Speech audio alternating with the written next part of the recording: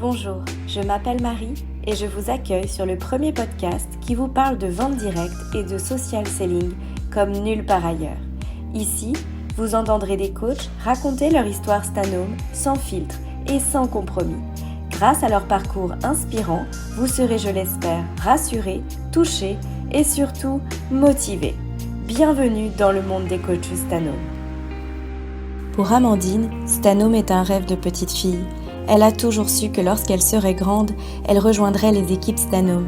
Elle sait aussi qu'elle veut faire carrière et devient rapidement manager d'une équipe. Impliquée et passionnée, pour elle c'est le métier idéal. Il lui offre la liberté de s'organiser et aussi de décider ce qu'elle veut gagner. Encore un récit passionnant et inspirant à écouter dès maintenant. Bonjour Amandine. Bonjour Marie. Bienvenue dans VD Story. Merci de m'avoir invitée. Avec grand plaisir. Je suis ravie évidemment de t'accueillir aujourd'hui. Est-ce que pour commencer, tu pourrais s'il te plaît nous donner donc ton prénom, ton âge, ta situation dans la vie et là où tu en es aujourd'hui chez Stanome? Donc je suis Amandine, j'ai 50 ans. Je suis une maman de 2 grandes filles. Mon aînée a 25 ans et puis la deuxième a 22 ans. Je suis chez Stanome depuis 19 ans et j'habite près de Saint-Étienne. Et aujourd'hui, je suis leader de secteur. Voilà, donc ça veut dire que tu as des équipes, d'autres coachs, d'autres conseillères, voilà. Et tu sais nous dire à peu près combien de personnes tu as chez toi? J'ai 155 personnes. Avant de devenir leader de secteur, évidemment, il y a eu cette première rencontre avec Stanome. Comment ça s'est passé? C'était il y a très très longtemps. Puisque quand j'étais petite, ma maman vendait des produits Stanome. Et on est toujours resté fidèle aux produits. Et il y a certaines personnes qui, à 10 ans, disent bah, « moi, je veux être maîtresse, esthéticienne, hôtesse de l'air. » Et ben moi, je voulais travailler chez Stanome. Donc, j'ai été secrétaire médicale pendant 8 ans. Et puis, j'ai pris mon congé parental. Et à la fin de mon congé parental, j'ai démissionné de mon poste de secrétaire médicale pour rentrer chez Stanome. J'étais grande. Et puis, je voulais profiter de mes filles. L'idée de travailler chez Stanome, c'est ce que j'avais vécu avec ma maman. Ça permettait de profiter, de concilier ma vie professionnelle avec ma vie familiale. Et je voulais profiter de mes filles et les voir grandir. Et en fait, mon activité a augmenté avec l'âge de mes filles. Alors, comment ça se passe le tout début, les premières clientes? Ma première réunion, c'était le 3 mars 2005. Et il y avait 80 cm de neige. Donc personne n'est venu. J'avais juste les voisines, les maisons d'à côté. Mon ancienne directrice était venue avec des boots. Et en fait, elle avait passé la porte, elle avait pris ses mocassins après derrière pour faire la réunion. Et en fait, je me suis dit, bon, il n'y a personne, c'est pas grave, je vais aller le chercher autrement. Stanome, c'était une activité, je voulais faire carrière chez Stanome. Donc quand je posais mes filles au bus le matin, je partais travailler. Donc je partais avec mes fichiers clients et je travaillais jusqu'à ce que je les récupère au bus le soir. Comme n'importe qui, il y en a qui vont au travail, il y en a qui vont au bureau, et ben moi j'allais sur le terrain voir une cliente qui avait passé une commande il y a 2 mois, il y a 3 mois, lui dire bah écoutez, j'étais sur le secteur, j'ai dit bah tiens tu vas passer pour voir ce qu'elle pense des produits ou leur présenter les promotions. Et en fait, je me suis fait ma clientèle comme ça. Et puis, je suis devenue animatrice à l'époque, puisque c'est comme ça que ça s'appelait, très rapidement. Ça veut dire que, en fait, pour passer animatrice, donc à l'époque, il fallait intégrer d'autres coachs, d'autres conseillères dans ton équipe. Donc ça veut dire que tu as recruté, tu as parrainé des nouveaux coachs à ton tour. Ça s'est fait tout seul. Moi, je suis entrée en mars. Au mois de septembre, je revenais d'une réunion talent. Et je m'arrête chez ma belle-sœur pour lui livrer des produits. Et puis elle me dit, attends, j'ai ma voisine, elle veut te voir. Et en fait, elle voulait des renseignements sur le travail. Et donc, je lui ai donné. Et puis, la semaine d'après, j'ai une cliente qui m'a dit « Ah, ma fille, je suis sûre que ça pourrait l'intéresser. » Donc, tes premières recrues. Et ça, c'était au bout de combien de temps, alors? Moi, je suis rentrée en mars et septembre. Donc rapidement, quand même. Ouais, très rapidement. Ok. C'était normal, quoi. C'était la suite. Comment on fait les premières ventes? Est-ce que tu faisais des réunions? Est-ce que, voilà, tu allais voir tes clientes? C'était, voilà, tu travaillais toute la journée, mais alors comment ça s'organisait? J'ai toujours fait des réunions. Moi, j'adore mon boulot, j'adore mes produits. Donc, j'ai le plaisir de les présenter, de les faire découvrir. Donc, pour moi, et encore aujourd'hui, C'est l'essence de notre travail en fait. Aller au contact des gens, leur présenter des nouveaux produits, leur présenter les promotions, leur faire profiter des avantages. Stanov, elles sont trop contentes parce qu'on pense à elles. Dans le monde d'aujourd'hui où personne pense à personne, et ben nous on a cette possibilité-là de dire bah écoute, tu vois, aujourd'hui, Marie, je pense à toi. En fait, au départ, c'est des clientes, hein. Et après, au fil du temps, et ben, on les voit se marier, avoir des difficultés à avoir des enfants, perdre du monde. Et en fait, et ben, on les suit et ça devient, c'est notre quotidien en fait. Et c'est ça que tu aimes. Ouais. Enfin, moi, j'ai toujours aimé le commerce, hein, mais ça, c'est bien parce qu'en plus, on est libre. Quand mes filles étaient petites, je travaillais jamais les mercredis. Les mercredis, c'était le jour des enfants. Les vacances, c'était pareil. Quand on est maman, et ben, si on a envie de faire 3 réunions le samedi pour être libre la semaine, on peut le faire. Et ça, c'est une liberté qu'on trouve nulle part ailleurs.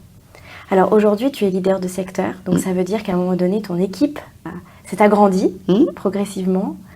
Est-ce que tu peux nous raconter le cheminement ? Alors, c'est la 2e fois que je suis leader de secteur. La première fois, j'étais leader de secteur quand ma directrice est partie à la retraite. C'était la suite normale. Puis, il y a eu plusieurs événements et à un moment, je me suis dit, il faut que tu te mettes en retrait et j'ai arrêté ce poste. Puis après, il y a eu le Covid. Depuis 2 ans, j'ai une nouvelle directrice avec qui je m'entends super bien et elle avait besoin. Et j'ai dit, allez, bah pourquoi pas, tu recommences. C'était le bon moment de nouveau. C'était le bon moment. Parce que tu as 2 casquettes. Il faut dire que tu as donc ton rôle de conseillère, tu vends, tu as tes clientes et en même temps, tu as un rôle dit de manager, c'est-à-dire que tu as aussi des équipes à former, à accompagner, tu recrutes des nouvelles personnes, etc. Donc comment tu dissocies les deux ? Comment ça se passe en fait au quotidien ? J'évolue déjà. Parce que je suis très carrée dans mon travail. J'aime quand les choses elles sont bien faites. Donc, aujourd'hui, je suis différente. Mais j'ai plusieurs coachs qui m'appellent par exemple Mamandine. Je suis leur maman Stanum. Je les soutiens, je suis là pour les conseiller quand elles en ont envie. Et ma meilleure réussite, c'est justement quand elles réussissent. Sur la partie, toi, du coup, vente, sur tes clientes et tout ça, comment tu t'organises ? Est-ce que tu les suis ? Est-ce que tu as un fichier client ? Est-ce que tu fais de l'atelier, du soin individuel ? Je sais pas, comment ça se passe ? Des portes ouvertes, des stands, voilà. Je fais tout. Je fais tout parce que j'aime tout. Donc en fait, là on a maintenant depuis peu Dr Pierre Eco, donc j'ai fait beaucoup de soins individuels pour faire découvrir notre nouvelle marque. Je fais des lotos pour faire découvrir les produits Stanum, les produits Kyotis, les produits Family. Je fais des portes ouvertes parce que j'adore recevoir chez moi. C'est une façon de remercier nos clientes qui nous font vivre toute l'année. Donc en fait, elles arrivent, elles ont des cadeaux, il y a des tombolas, on fait des pêches à la ligne, elles ont un calendrier de l'Avent, voilà. Et en fait, elles aiment venir et j'adore les recevoir. Je leur fais plein de gâteaux, je leur fais des boissons, je fais tout. C'est moi qui fais tout et c'est vraiment un plaisir de les recevoir. Les portes ouvertes, c'est un moment privilégié dans l'année. J'en fais 2, une l'été sur la terrasse où elles font effectivement une pêche au canard avec des cadeaux à l'intérieur. Et puis l'hiver, c'est le calendrier de l'Avent. L'année, les coachings, les lotos, les soins des pieds, les soins des mains, les soins du visage, c'est que du bonheur en fait. Moi, j'ai de la chance d'avoir un métier où je m'éclate. Parce que chaque jour est différent, on ne rencontre jamais les mêmes personnes, on ne fait jamais les mêmes choses. D'un atelier sur l'autre, d'un coaching sur l'autre, et ben c'est pas la même chose parce qu'en face de vous, vous n'avez pas les mêmes personnes et c'est merveilleux d'avoir un métier qu'on aime et en plus avec lequel on gagne bien sa vie. Est-ce qu'il y a des moments où c'est plus difficile, par exemple, de trouver de la motivation ? Parce que lorsqu'on est indépendant, et je pense que d'autres coachs, et probablement tu as le cas dans tes équipes, peut-être que ça peut être parfois un peu difficile de se mettre le pied à l'étrier, justement. Toi, on sent que tout de suite, tu voulais en faire ton métier, donc tu t'es conditionné, motivé comme ça. Qu'est-ce que tu dirais à quelqu'un qui est peut-être moins dans cet état d'esprit, mais qui a quand même envie d'essayer ? Moi, je pense qu'il ne faut jamais lâcher. Il ne faut jamais lâcher, il faut toujours croire en soi. Rome, c'est pas fait en un jour. Donc il y a des jours où ça va bien, il y a des jours où ça va moins bien.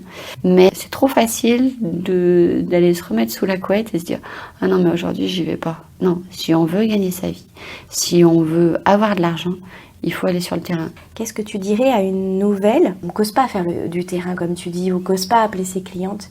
Comment elle peut dépasser cette crainte? On n'a rien sans rien. Il faut essayer. Mais à côté de ça, c'est pas parce qu'on est timide qu'on peut pas réussir chez nous. Il faut qu'elles aient confiance en fait. Et en fait, quelqu'un qui est timide, elle peut très bien amener la confiance. Tout à fait. L'idée, c'est de bien connaître ses produits, de bien connaître son job, et on peut réussir, même en étant timide. Justement, parce que moi je dirais que quand on est plus timide ou plus réservé, on va peut-être travailler encore plus justement pour surmonter cette timidité. Et finalement, ça paye parce que ça veut dire qu'on est plus en maîtrise encore du sujet. Donc c'est plutôt un avantage au final. Oui, parce qu'en fait, on veut être au taquet, on sait tout par cœur. Toi, tu as été concernée par ça? Moi, j'ai été concernée parce que mon mari se moquait toujours de moi quand j'étais plus jeune. Parce que quand on était autour d'une table, quand j'ouvrais la bouche, je devenais toute rouge. Et en fait, aujourd'hui, Stanum m'a amené justement cette confiance en moi. Je peux faire le clown devant 50 personnes parce que, la société Stanum m'a permis de prendre confiance en moi. Alors, tu dirais que cette confiance en toi, elle s'est acquise au fil du temps? Est-ce qu'il y a eu des éléments déclencheurs en particulier? Ma réussite, je pense. Et puis d'être reconnue par mes clientes, reconnue par mes coachs, reconnue par mes collègues LDS ou par notre direction. Alors, comment tu vois l'avenir aujourd'hui chez Stanum? Je continue. J'aime ma société, j'aime mes produits et je lâcherai pas. Et l'entourage, il en pense quoi? Ils n'ont pas forcément l'impression qu'on travaille. Donc, on est là, on est disponible. Mais c'est aussi un avantage, c'est que finalement, quand on fait ce métier-là, souvent, c'est parce que on est empathique et qu'on a envie de prendre soin des nôtres. Et finalement, maman, je voudrais bien que tu m'emmènes à tel endroit. Maman, j'étais là, j'étais présente. J'ai toujours été présente pour mes filles, pour mon mari, pour ma famille, pour ma belle famille. Justement, parce que, on arrive avec la liberté d'emploi du temps, à gérer tout ça. Donc, ils sont plutôt reconnaissants par rapport à ça. Il y a quelque chose que tu aimerais bien rajouter?